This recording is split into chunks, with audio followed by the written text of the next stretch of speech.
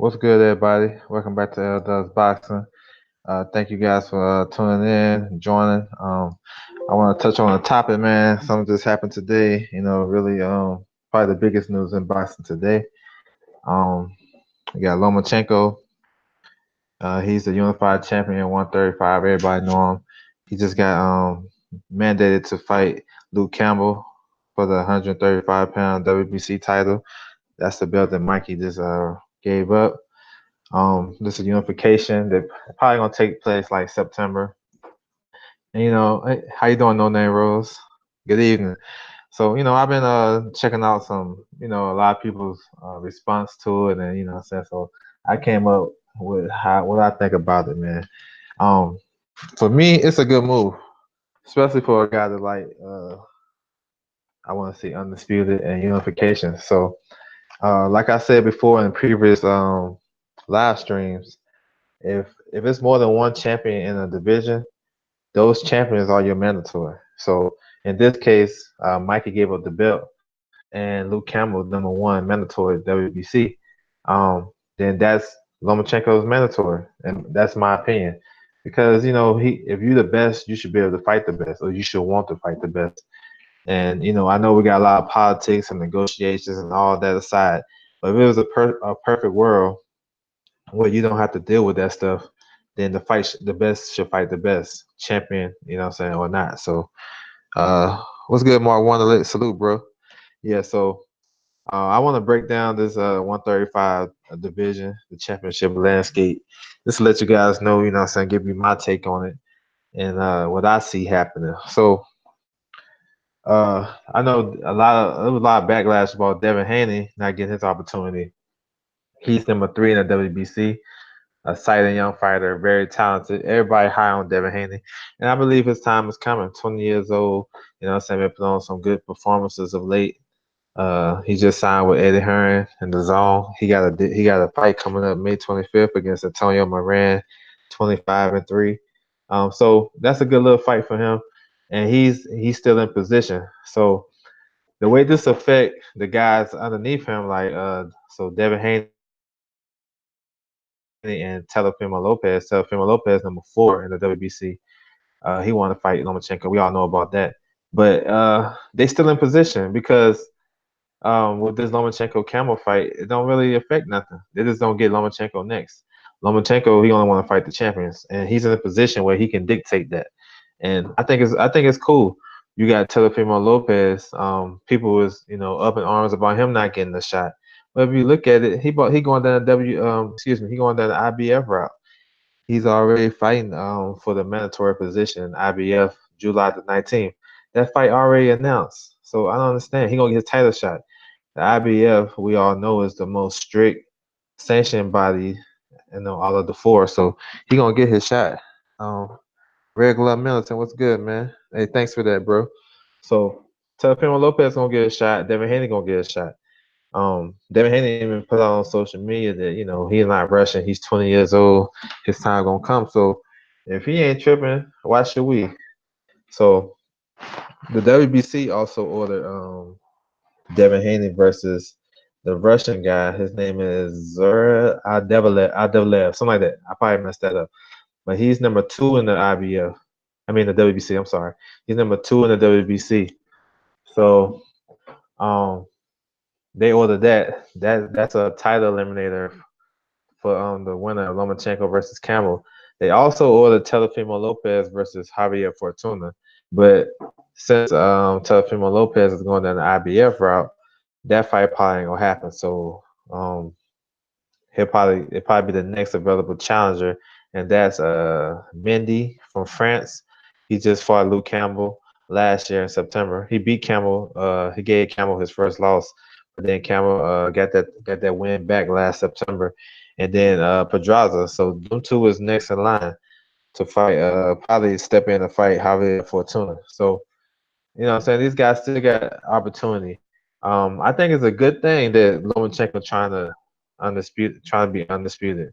You know what I'm saying? So that way, he just you become mandatory. He gonna have to fight you.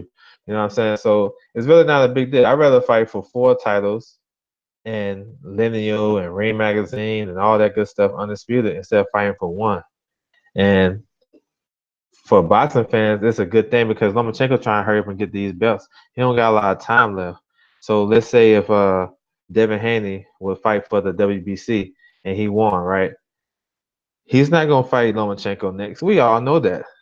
We know the business of boxing. He's not gonna fight Lomachenko next. He's gonna go on a little tour. He's gonna go back home. He's gonna take that belt around the country. He's gonna make some title defenses. Then he's gonna fight Lomachenko. That's how boxing works. But consider that Top Rank is basically in control of the lightweight division. Lomachenko, if he beat Campbell, he'll have 3 belts. And then Richard Comey, he's fighting on Top Rank now. He want to do a he's an IBF champion. He want to do a tune-up fight to test off his hand that he hurt in February against the guy to win his title. And so he's gonna do a tune-up fight like June or July. Teofimo is back July for his belt. So the winner, they're gonna fight each other at the end of the year.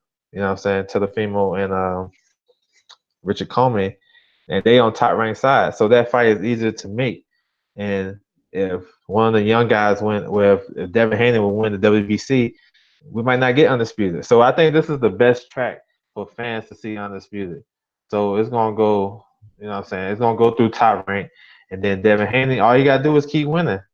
Keep winning. He's in position. He gonna be the mandatory, and he gonna get his shot, man. So I get kind of bewildered when I hear people, what I'm saying, be tripping off of that because you know, these guys are young. They're gonna get their shots, and it's not like they're 35 years old. I think Teofimo is 21, and Devin Haney is just 20.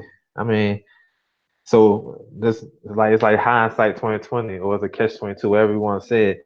If Devin Haney go and fight Lomachenko and get all class, then they're gonna be like, oh man, he wasn't ready. But then he built himself up because if you look at his resume, you can say he didn't really fight nobody because a lot of people don't know the guys he fought until you really look at it when he fought them. You know what I'm saying? What was their record, what they did before Devin Haney fought them. Then you gonna say he ain't fight nobody, you automatically gonna say that. But by him fighting other top guys, it's gonna get him ready for Lomachenko. So I ain't tripping. I like it, man. I actually like it because I think other sanction bodies should do that more often and to make bigger fights. You know what I'm saying? Lomachenko going to the UK to fight Luke Campbell. It's a big fight in the UK. It's a big fight. You got 2 Olympic gold medalists, so you can't really say Devin Haney or Teofimo. You know what I'm saying? They deserve this shot above Luke Campbell, whatever, or however. I know people don't like the fact that Lomachenko, he jumped in line, he jumped, in front of the line to fight Luke Campbell, but he's unified champion. And like I'm always say this: if you champion or you mandatory or whatever to a title, if it's vacant or not, then that unified champion is your mandatory. So it's cool. You know what I'm saying? I'm happy that it's happening. We can't even get unifications of 2 belts. Now we're getting 3 belts on the line. So I think it's a cool thing. Um, Teofimo Lopez fighting a guy from Japan, Japanese guy, 19-0. You know what I'm saying? All his fights is in Japan. Uh, if you know about the Japanese fighters, man, they come to fight. You know what I'm saying? They blood and guts. If y'all watched the fight last week with Kajas up first, he fought a Japanese guy. That guy was game, even though the ref stopped, not the ref, but the doctor stopped the fight. The guy wanted to fight. So these Japanese guys come to fight. So Teofimo is definitely the favorite, you know what I'm saying? But it's a good little step up. Another undefeated fighter is gonna get him the mandatory position in the IBF. And he can if Comey come through his title defense, uh, then there you go. Now all this stuff came about, man, when Richard Comey he had a deal in place to fight Lomachenko in April. You know what I'm saying? When Lomachenko fought Corolla, that supposed to have been Comey. So Richard Comey, he hurt his hand in the second round knockout against a guy, Shanaev. So he wanted to test the hand out, and nothing wrong with that because if you're gonna go into the biggest fight of your career, you want to be 100% healthy. So he want to do a tune-up fight. You know what I'm saying? So that kind of backed things up as far as unification. Then Lomachenko hurt his hand in the fight against Corolla. So you know what I'm saying? It pushed back everything anyway. And then you got Teofimo is just hungry. He wanna fight. He want a title shot. So it makes sense to let him go the IBF route and then let Lomachenko get the WBC belt or try to get it because the WBC belt was like that. It looked like he wasn't gonna get it because Mikey was holding that thing ransom. You know what I'm saying? So I mean that's a good look though. It opened up the division if you look at it, because once when they ordered that fight today, it made everything clear. There's more clarity. It makes sense. You know what I'm saying? If Lomachenko get those three belts, then Teofimo get the IBF, then what? Then they're gonna fight because they're on top rank, and that's true. They might can do that pay-per-view. I can see that happening maybe the top of next year in the springtime or something. But I think Lomachenko fights in September. I think he's done for the year. Now I could be wrong, but this is my opinion. Especially all the wear and tear that he has on his body because this last let me see, he tore his shoulder against Linares. That was last May. Then he was out for like the rest of the year. Then he fought December against Pedraza. I mean, he looked okay. He wasn't at his best. Then he fought Corolla. He was sharp. He was on his A, and he said his shoulder was healing up, but then he hurt his hand. So you know what I'm saying? It's whatever. Speak your poison, bro. Speak your poison. How you want to do it? 503 was good, man. Almost, yeah. He skipped the line. Yeah, man. It's all good. Yeah, I feel you, bro. Because I know I want to see these young guys get their opportunity, and I understand what you was talking about too. 503 is good. I think it's either way, Lomachenko gonna have to see these guys. You know what I'm saying? Especially if he getting all these mandatories. You get all the belts, then who you fighting? You gotta fight your mandatory. So these guys can get in position, man. They still got time. Um, I think it might be even better for them because especially Devin Haney because he's still building his craft and fighting tougher opposition. Now, you know what I'm saying? Just imagine the season he'll have. He beat this guy from Russia. I'm pretty sure he can beat him. I watched him fight. He fought Hank Lundy last September. Then he fought in February. He got a TKO 12 round knockout. He's a prospect himself. You know what I'm saying? He's just from Russia. He's a prospect. He's no better than none of our top prospects we got over here. So I definitely favor Devin Haney in that fight. And if he fight, let's say Fortuna fights the guy Mendy from France. I mean, I favor Haney over them two fighters too. But Mendy, he got like almost 50 fights, and we know Fortuna, former champion, rough. You know, he rugged. So that's experience that he'll gain, and he's a southpaw too. So I like it though. I think just keep winning, do your thing. I mean, if you look at it, he's gonna be the A side. I know, we like to talk about the business side of boxing too, because that stuff important. That's how these fights get made. He's the A side now because he got the zone deal, so they gotta come see him, and they're gonna fight on his terms. So I mean, Devin Haney is in a good spot, man. He good. He good. I think he good. I think I mean it's perfect timing because next year this time we should be talking about Devin Haney versus the winner of Teofimo Lopez and Lomachenko. And a year go by fast. Look at Teofimo Lopez. He about to have 3 fights this year, and it's May. You know what I'm saying? He about to fight again in July. He fought February, April, and July. I mean, and he probably fight again at the end of the year for the IBF. So I mean, it's gonna be there. It's coming, man. I know, man. We impatient as boxing fans, man. We want that stuff right now, bro. Like you can't. I don't want no marination. I don't want no negotiate. We don't want to hear that. We just want to see the best fight each other, and that's the best thing about having hardcore fans or fans that really love the sport because we keep the talking points going. We keep it going because that's what we want to see. If we're gonna pay for this app, that app, this network, that network, then we want to see what we want to see, and that's what a lot of these boxing, these suits and these promoters, they don't understand that. You know what I'm saying? I mean, I understand get your fighter their money, But if you got 3, 4 tune-ups and you a champion, come on, bro, that's crazy. You know what I'm saying? But that's how the politics works in boxing. So they be like, man, y'all got to shut up and deal with it. You know what I'm saying? But we got our voice too. But yeah, speaking of let me look in the chat real quick, man. See what the okay. Neutral Natural, what's good, bro? If Jaime Munguia vacate and move up to middleweight, Jared Hurd should fight the WO. Yeah, I'm with that. Um, Kell Brook is #1 in the WBO. Kell Brook is #1 in the WBO. So yeah, I'm with that, man.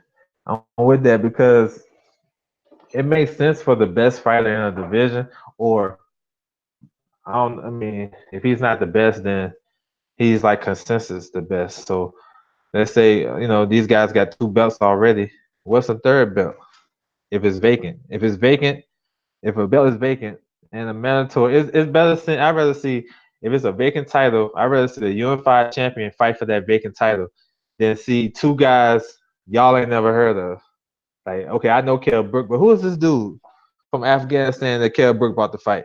Nobody know who he is. So the one that makes more sense. We know Brook. Brook got the profile. So one that makes sense if he just fight Jared Hurd for the vacant WBO. That makes sense for me because nobody gonna know the #2 guy. Nobody know him. And if you do know him, he probably a prospect. They got that ranking because he got a good promoter, or he got a couple of losses and he ain't really done nothing, and you don't respect his resume. You know what I'm saying? So why don't you just fight the unified champion if the title vacant? You know what I'm saying? Uh, so that's just me on that. You know what I'm saying? Maybe it make too much sense. But let me see. I thought Kell Brook was going. Yeah, I thought it was too. Well, Patrick Day. Oh, I don't know. I don't know what Kell Brook gonna do, man. He been like I seen his interview when he was at the Bud Con fight, but after that, I don't know, man. He been all the well, his last fight was December. Damn, going on 6 months. I don't know what he gonna do. Um, but I was thinking that Kell Brook versus Patrick Day fight would be on the AJ undercard June 1st. That made sense because Patrick Day from New York. So man, I don't know what Kell Brook gonna do, but yeah, whatever he do, man, I hope it's a big fight. So yeah, man, that's a little breakdown of the lightweight joint. I mean, I think it's good. I think it's developing, man. These young guys got this. They keep, you know what I'm saying, stay on their grind.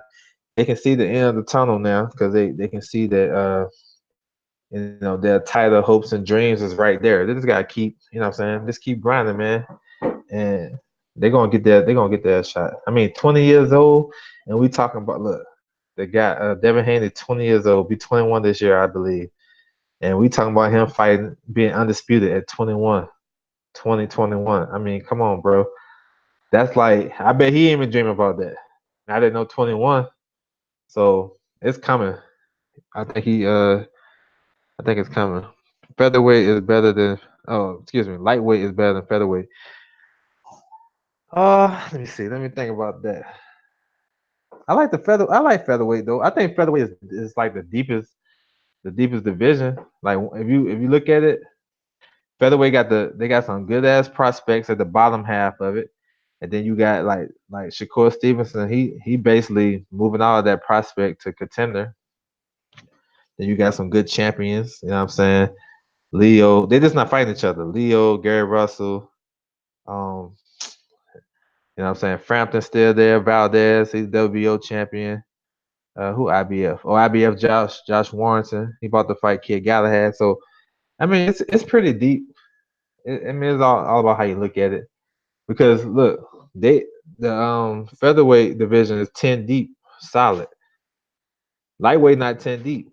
You know what I'm saying? And they drop off after you got if you they got prospects.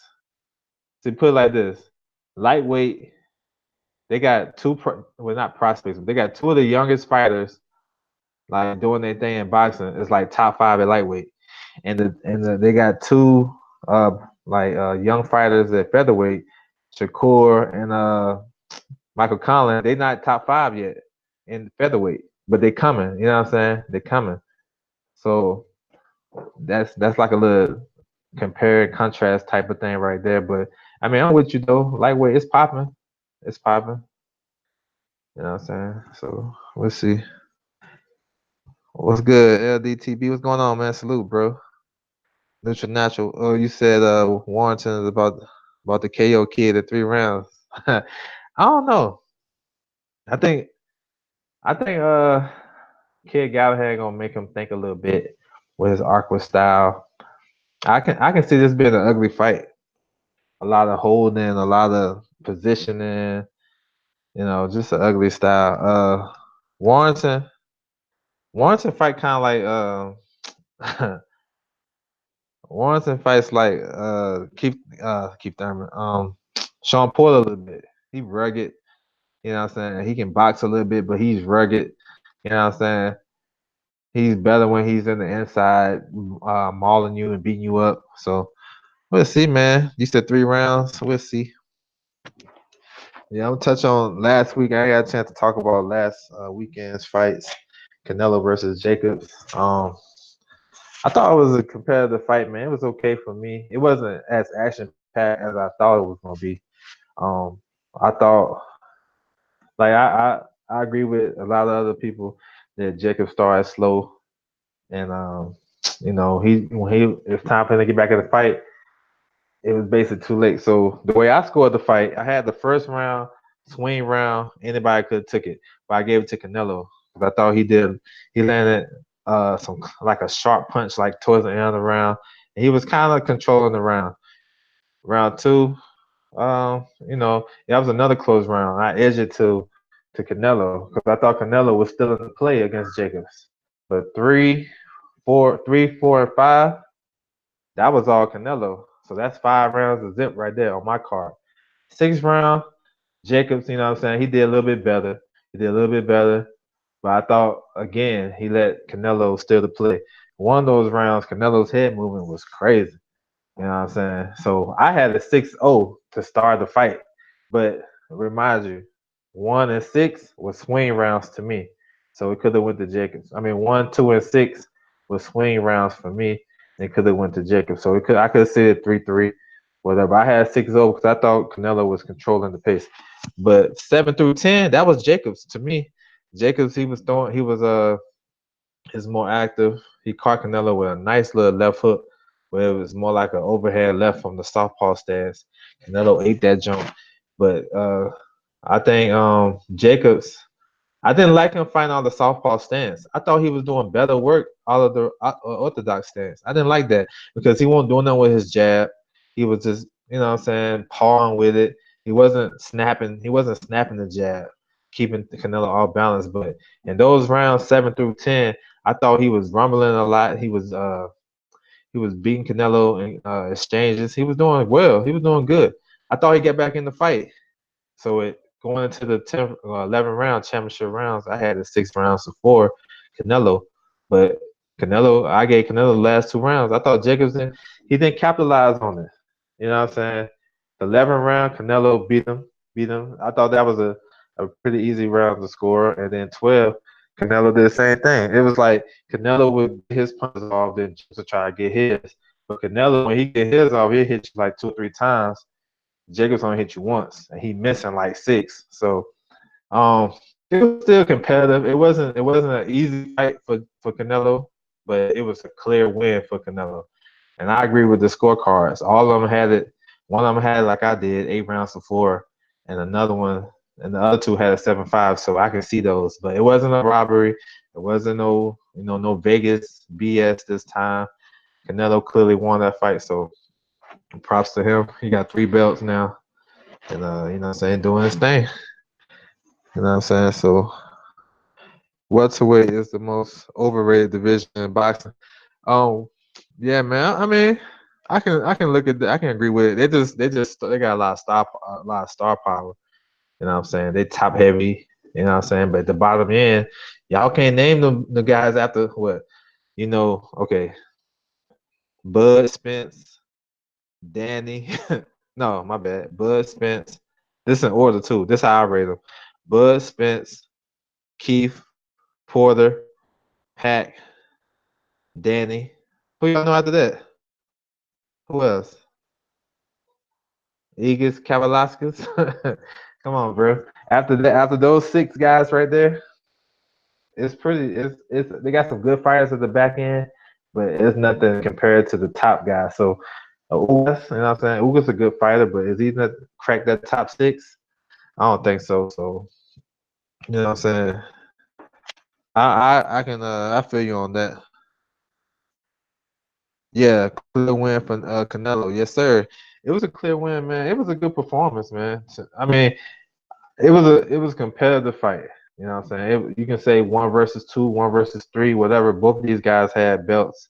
I thought Jacobs fought okay, man. He just started slow, and it's not because he's not talented, no, because of Canelo. And I don't believe he was really focusing. Like I said, coming into this fight, sometimes I don't trust Jacobs because he loses focus in between fights. I mean, in the round, in the fight, you know what I'm saying? He loses focus and he don't do what he's supposed to do. Like when he missed like all those punches to Canelo's head, like 7 to 8 punches, and Canelo was up there doing some matrix shit to him. Why he didn't just go to the body? Just throw a jab to the body. Canelo got good upper body movement, but his midsection ain't moving like that. You know what I'm saying? Just punch him to the body. He didn't even do that. That's what I'm saying. Just do a stab jab to the body or hook to the body or get closer. He wasn't even doing that. So to me, he kind of got like I don't think his IQ, his boxing IQ, is the highest, and that's the reason why Canelo, what I'm saying, won that fight clearly. That's just my opinion, though. Um, Co-main event for that one, Virgil Ortiz, man. Yo, I've been saying this for a minute. I think the first time I seen him fight was maybe on the Canelo card, Canelo Leonard Smith, a couple years ago in Cowboy Stadium, and I liked him then. And then I seen him last year. I was like, yeah, to me, he's the best prospect in boxing. That's just my opinion. You know what I'm saying? I know a lot of people got other guys. That's cool. That's how it's supposed to be. But I always been high on him, and I used to listen to his old trainer. He used to talk about Virgil Ortiz. He was like 19, 17, 18, and he was sparring Matisse, and he was like he didn't say that Virgil Ortiz was beating him up in sparring or just handling his business, but the way his facial expression and his mannerisms when you can tell Virgil Ortiz was getting the best of that sparring. So I kind of figured he was kind of special, whatever. And just watch him fight, man. He's good technically. He can punch. Very solid fighter, young fighter. He's just 20, 21. So sky's the limit for him, man. He beat a guy that never been stopped, that arguably beat Danny Garcia at Danny Garcia's peak. Because he fought Danny Garcia after Danny Garcia beat Lucas Matisse. That was his peak right there. And Mauricio Herrera gave him hell in Puerto Rico. Then the next fight he fought Benavidez, you know what I'm saying, the good Benavidez, the other people say, the prodigy Benavidez before he got shot in the leg. I thought he won that fight. You can say he got robbed twice, and he beat Ruslan Provodnikov. So, man, that was a good performance right there. Jojo Diaz versus Freddie Fonseca. Jojo Diaz is good fighter, man, very good. Good combinations, very good, well schooled fighter. He's a former Olympian, so I like him, man. You know what I'm saying? I thought he performed very well, was very strong. I think he looked good for 130. He's coming up for 126. But last year he lost to Gary Russell, lost the title fight to him. Then he lost the WBA. Well, he won the WBA fight. He won the fight. It was for the interim title, but he failed to make weight. So basically, that's a loss. Basically, because when you got these belts, is put you in position for bigger paydays and mandatories and all that. And you know what I'm saying, he didn't make weight. But since then he been looking good, man. He been looking strong. So hopefully we can get that fight with him and Tevin Farmer. That's a good fight right there. Good fight, man.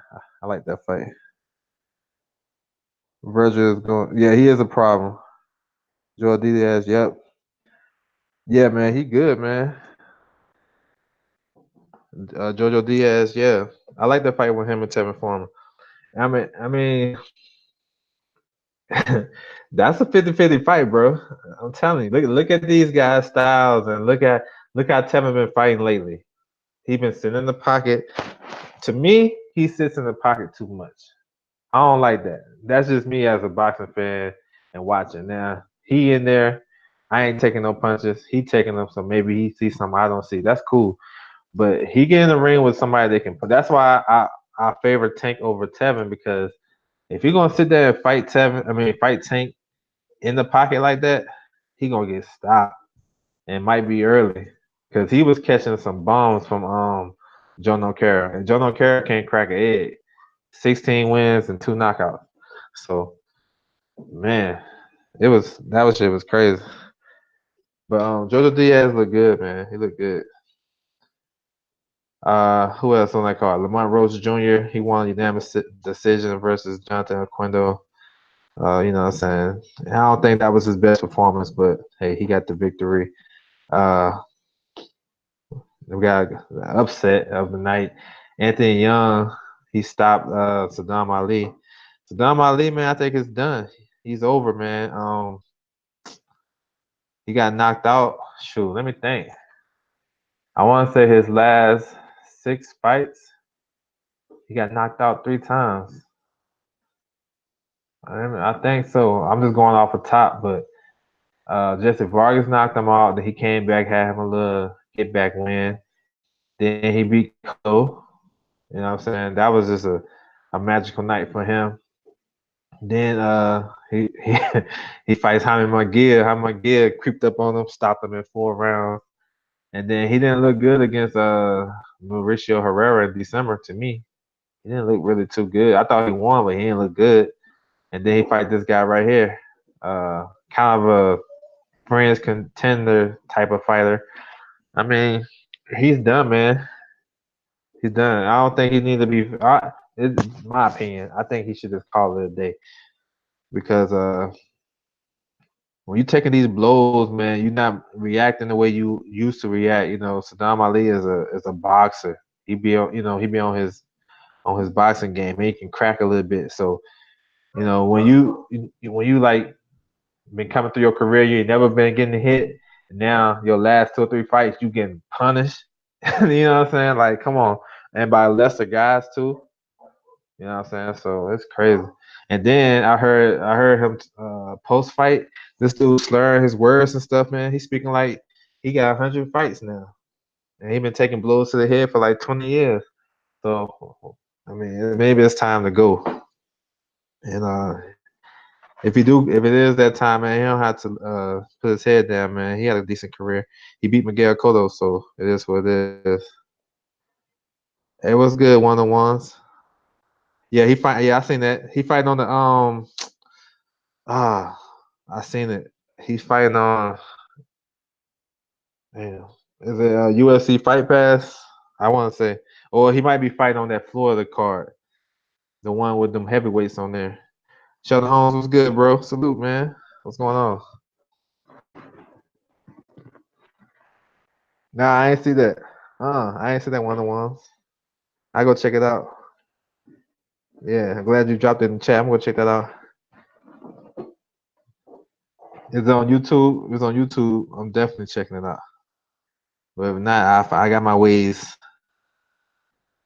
But yeah, so that was at the zone card. I don't know if a lot of you guys seen the Tyrann card, man. Pretty good, man. I mean, pretty good fighters they got on there. They had on their card. Uh, the fights was kind of one sided, whatever. They got like I was saying, I'm talking to some brothers before about how many good prospects we have in boxing right now. I mean, it's so many. Like, man, you can run off about 20 good prospects right now that have a legitimate opportunity to win a world title down the road. Top rank got a guy named Gabriel Flores. I think he's like 19 years old. Um, he's a local kid. He put like 10K in the arena that night. Man, he looked good that night. He stopped the guy with a left hook around the guard, put him out, man. A very good performance from the guy. and they just building up. Top rank doing it again. They got the game plan to build you up. You know what I'm saying? They got the guy already got a local fan base, so he's another Cuban recruit. He was kind of big, had a big name in the amateur scene. Okay, yeah. I'm gonna go check him out. Look out for him. Always willing to learn some stuff, bro. I ain't above that. I appreciate that too, man. I think the guy you was telling me about the welterweight, he just had he had a win. I think he got a fight coming up, or maybe he just got a recent win too. The guy from Denmark, Paulson. Yeah, I checked him out too. I appreciate those gems, bro. I'll be looking out for him. Let me see. Okay. So Gabe Flores, he stopped the guy in 3 rounds with that left hook, and then we had German and Cajas, Superfly champion in 115, the IBF champion. This is seven. He made a 7 title defensive versus the Japanese guy. I think his name Funai, something like that. Man, he beat the kid up. And yeah, that him. Yep, that's him one of the ones. So I mean, he was looking like Manny Pacquiao, man. I closed my eyes real quick. I looked up. I was like, "Oh, is that Manny?" Nah, I'm just joking, but he can fight, man. And I think he's promoted by Manny Pacquiao. Southpaw. Um, he had been looking good in his last couple of fights. I think his fight in September, he got a draw, and he could have lost that fight. I mean, he was like he was going through the motions. Last week though, and Cajas was on his A, and you know what I'm saying, he did real well. He went to the body, and he was beating the guy up, and it was a good call by the referee. Good stoppage by the doctor. I'm sorry, the doctor stopped that fight. That's a good stoppage, man, because that dude was catching work. Um, yeah, bro, all day, man. Appreciate that. One of the ones. But in Cajas at 115 got some smoke.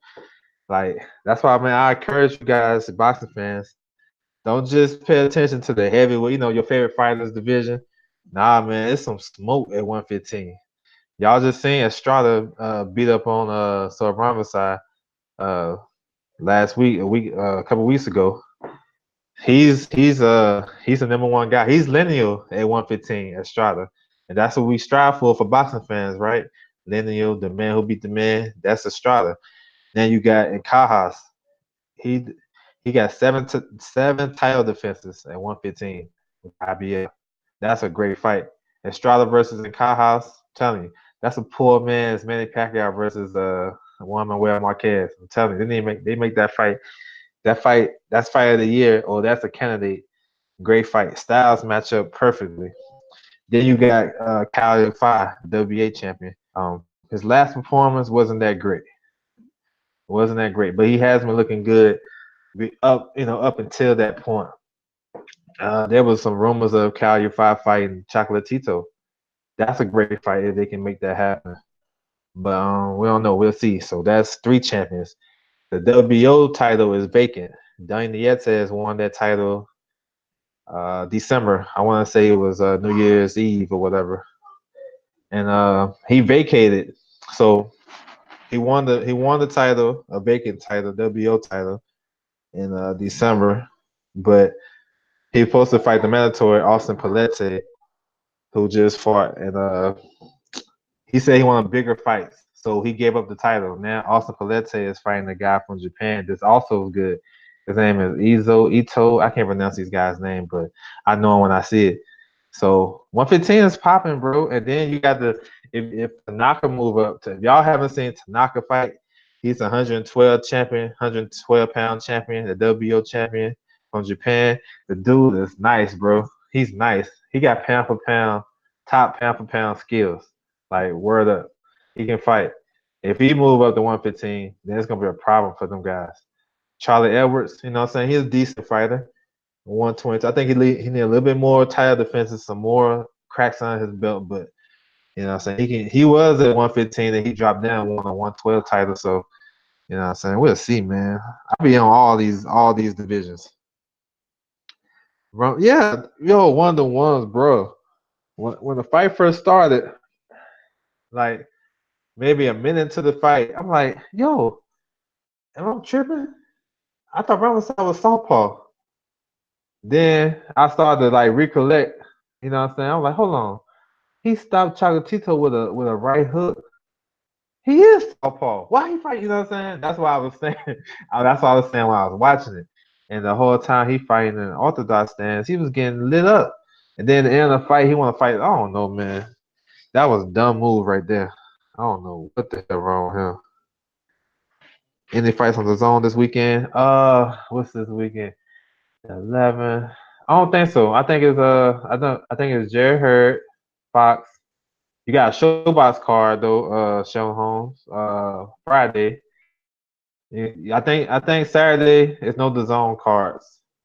It's just top rank and Fox. So we know about the Fox card with Jerry Hurd and Carbar versus Aline.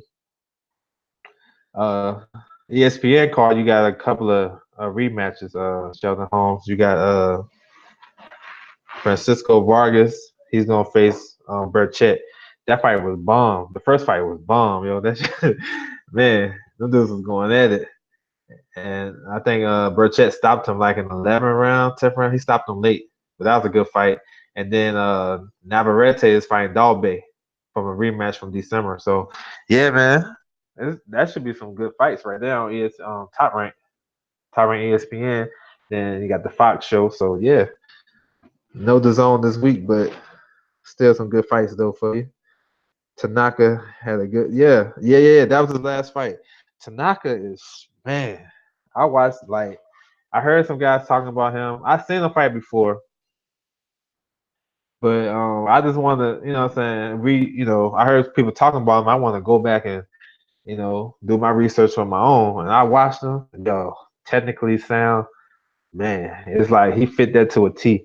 He beat Tito Acosta. Tito Acosta is the WBO 108 champion.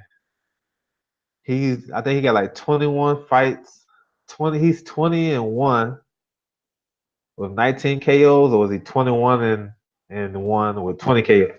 All I know, he got almost 9% knockout ratio, and Tanaka took him to school. You know what I'm saying? Hope Dalby can get his strap back. Yeah, man. I hope so too. I like Dalby as a fighter. He's very exciting. 122 got some smoke too. 122 got some smoke. So that's what I'm saying. Like these, um, you know, I hear people talk about, man, I want to see unifications, and no, ain't no good fights. Man, you gotta watch all boxing, bro. You can't just stop short of 154 or 147. Like 147, that's as far as you gonna go. Then shoot, you ain't getting no good fights because they ain't fighting each other. You know what I'm saying? But 120, yeah, we go back at 122. He got a title eliminator coming up on whose card I see that on. I think that's Jamal Charlo's card in Houston, June 29th. He got a title eliminator versus Seda or something like that for the WBC. But it's smoke at 122. It's smoke all over, man. They just what I'm saying, once they decide to fight each other. It's yeah, man. But last weekend, man, I was it was boxing all week, man. All weekend. I was happy, bro. I got a chance to watch all them things. You know what I'm saying?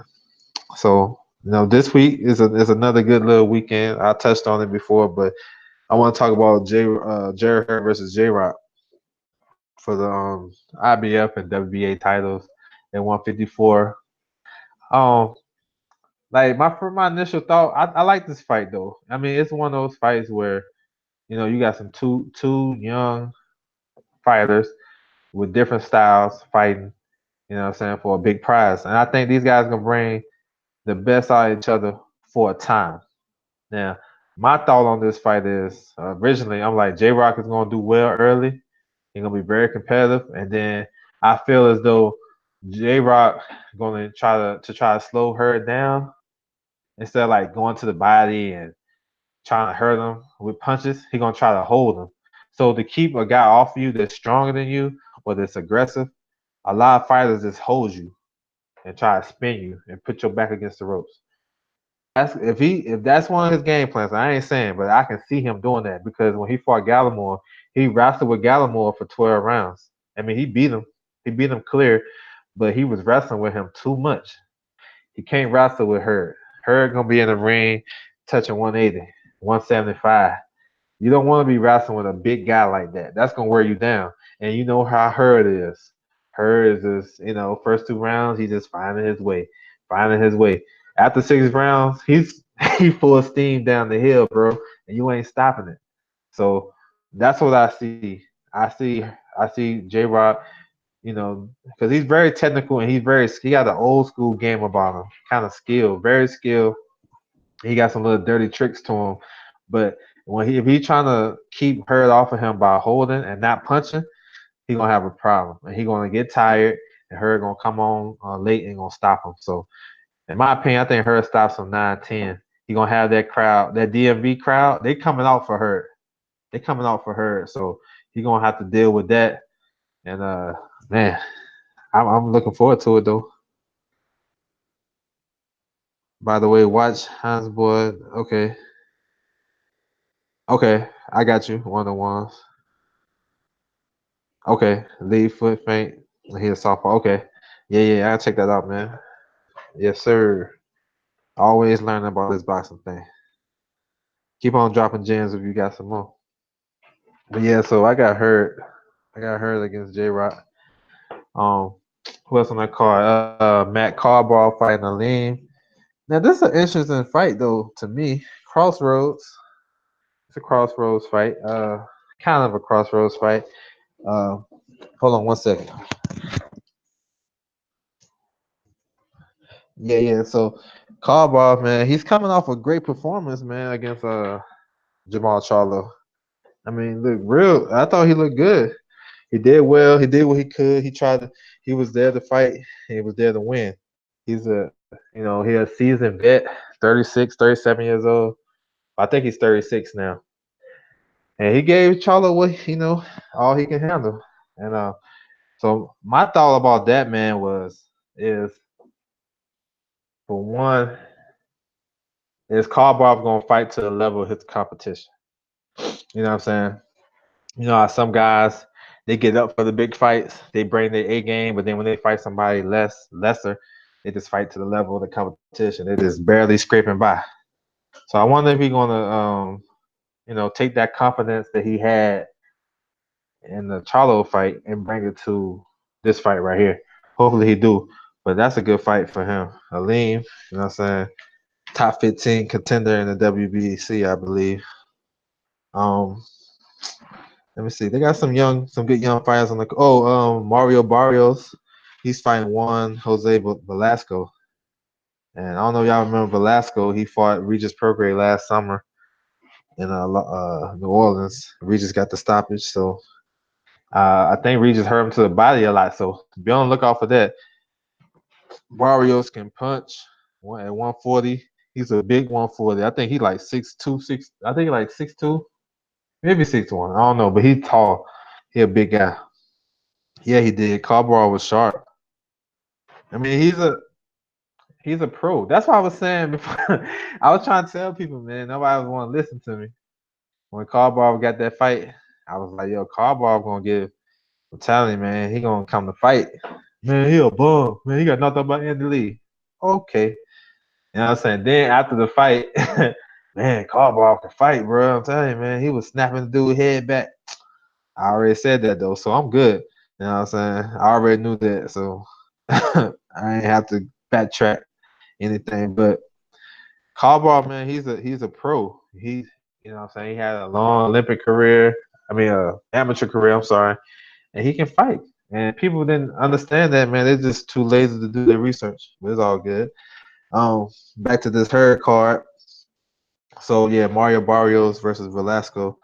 Mario Barrios is #1 in the WBA at 140, but of course he gonna have to wait his turn. But you know what I'm saying, just stay busy and hopefully he get that mandatory. This is his second fight this year. He fought on Tank's undercard in February, so you know what I'm saying.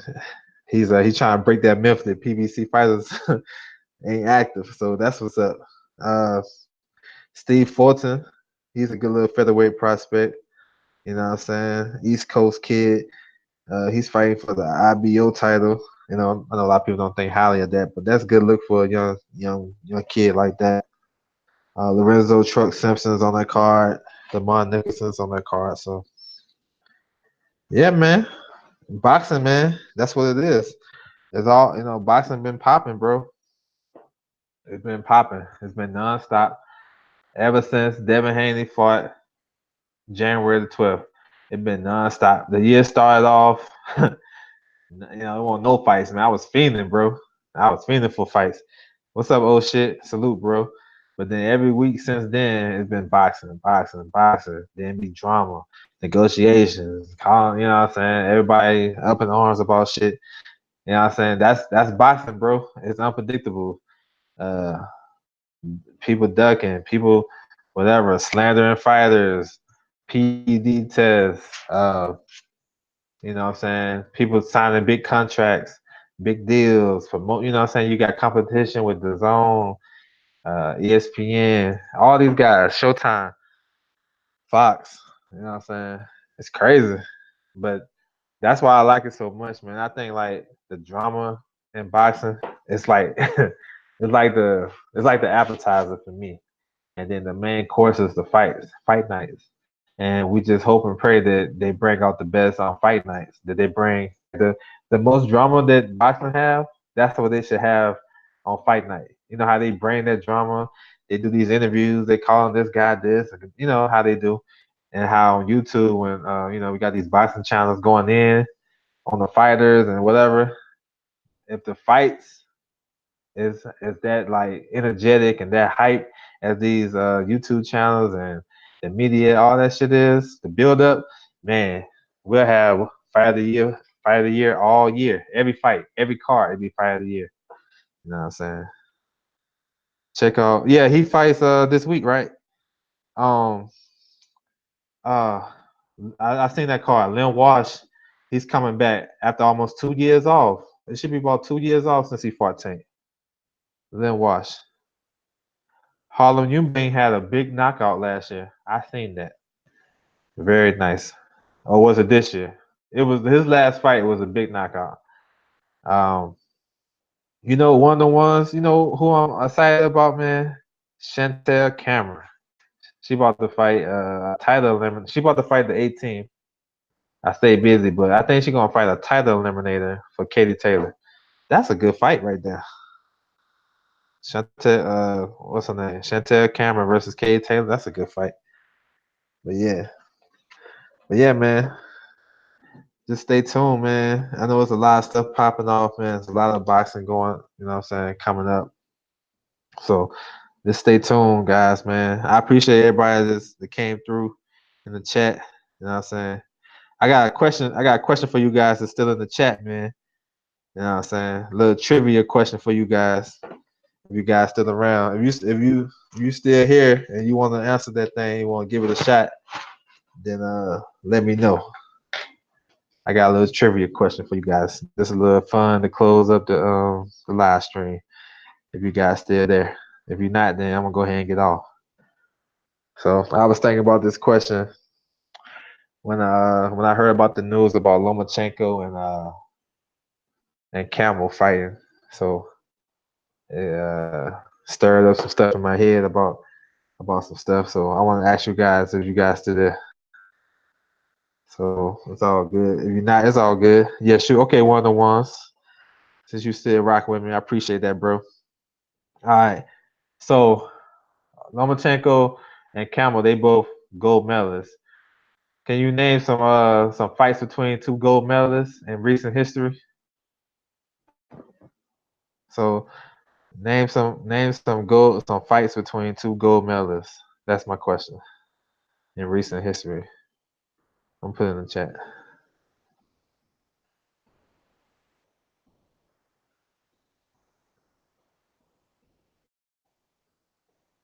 Yeah, man. I was thinking about this shit. I was like, I'm gonna ask this to the chat, see what they think, see what they know.